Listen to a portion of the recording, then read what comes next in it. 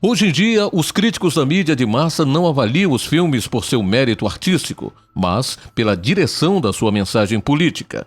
Para ser considerado bom, um filme precisa verificar uma lista de caixas da agenda. Bem, o Coringa não marca nenhuma caixa e também vai contra a corrente. É uma obra de arte intransigente, que é mais parecida com um filme de baixo orçamento do que um sucesso de bilheteria da DC Comics. E, através do seu estudo profundamente perturbador de um personagem perdedor que se transforma em um assassino famoso, o filme fornece uma crítica dispersa da mídia de massa.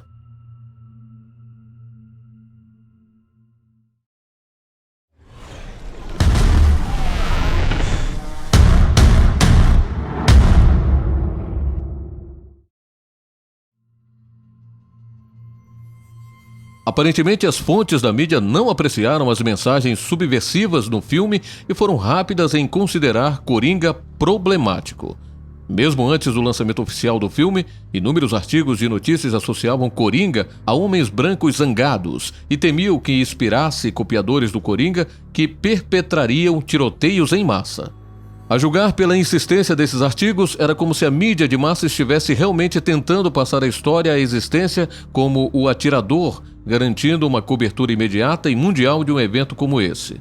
Apropriadamente, o filme aborda essa marca exata de perversão da mídia de massa. De fato, em várias ocasiões, o filme destaca o papel da mídia de massa na criação e na validação do monstro que é o Coringa. E, em uma escala mais ampla, o filme vincula essa cobertura da mídia a uma revolta das massas que identificam o Coringa como seu herói e líder. De fato, enquanto Coringa é um cara mau, o grande cara mau do filme é a mídia de massa. E a mídia de massa da vida real não gostou da crítica. Enquanto a maioria das publicações sérias do cinema elogiava Coringa, fontes da mídia massificaram-no sem sentido. Eles realmente não queriam que as pessoas assistissem.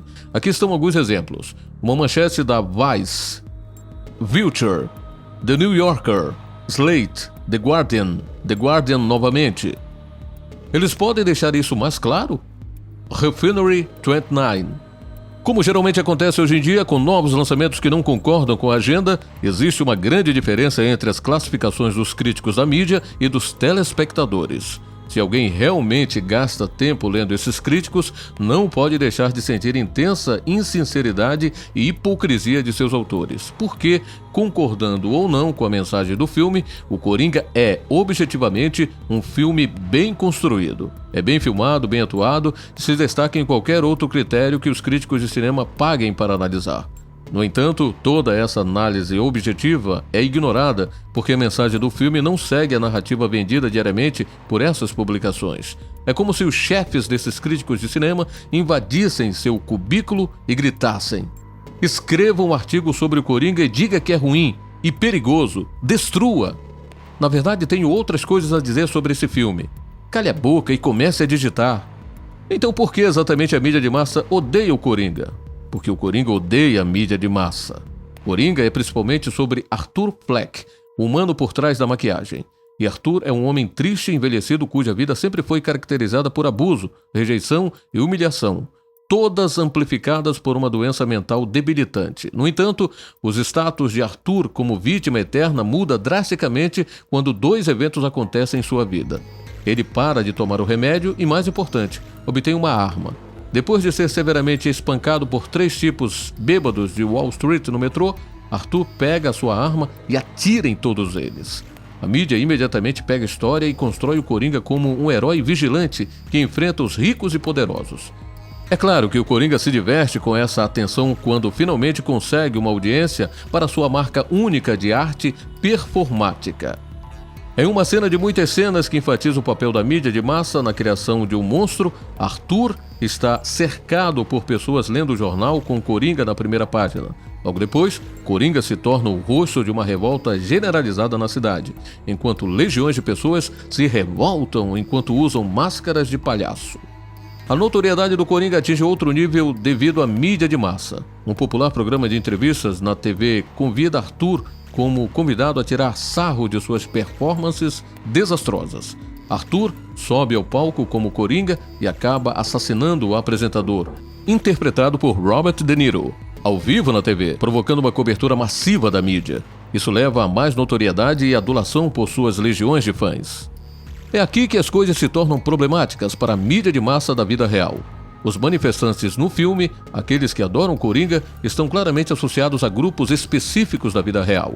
Em várias cenas, os manifestantes seguiram cartazes que dizem "Como os ricos" e "Resista", dois slogans que são muito usados em protestos de grupos como Antifa, Occupy Wall Street e outros. O problema é, as fontes da mídia já mencionadas neste vídeo são simpáticas a esses movimentos porque são de propriedade das mesmas entidades globalistas. Em suma, faz com que pareçam ruins. Uma faixa "Como os ricos" em um protesto estudantil na Áustria. Bandeiras de resistência em um protesto contra Trump após sua decisão de restabelecer a proibição de indivíduos transgêneros servirem nas Forças Armadas em 2017. Portanto, os manifestantes do filme estão associados a movimentos globalistas da vida real. E, enquanto andam por aí usando máscaras de palhaço, saúdam Coringa, um assassino em massa que não acredita em nada, como seu herói. Tudo isso se deve à mídia de massa que transformou as ações de um homem enlouquecido em algo muito maior. Para piorar as coisas, esses manifestantes mascarados até acabam matando os pais de Bruce Wayne, que acabaria se tornando Batman, bem na frente dos seus olhos. Considerando essas mensagens, pode-se começar a entender por que fontes como The Guardian odiavam o filme. Isso vai contra toda a narrativa. O filme também deixa claro que o Coringa não é, de forma alguma, um herói, enquanto a maioria das pessoas que ele mata o prejudicou de uma maneira ou de outra. Essas pessoas ainda não mereciam uma morte violenta. Além disso, ele mata sua própria mãe. É, no entanto, a cena final do filme que acontece imediatamente depois que ele é levado como herói pelos manifestantes, que cimenta Coringa como um personagem maligno. Quando o vemos andando no corredor de um hospital com sangue sob os pés, percebemos que ele matou uma doce assistente social que não fez absolutamente nada com ele. O herói dos manifestantes é, na verdade, um monstro sem coração. Embora Coringa seja um vilão por excelência dos quadrinhos, o filme focou em seu lado humano e o retratou como um produto de um ambiente tóxico. O verdadeiro vilão deste filme é a mídia de massa, que deu ao Coringa todo o elogio e atenção que ele sempre desejou, mas somente depois que ele matou pessoas. A mídia transformou Arthur, um ninguém, em Coringa, alguém.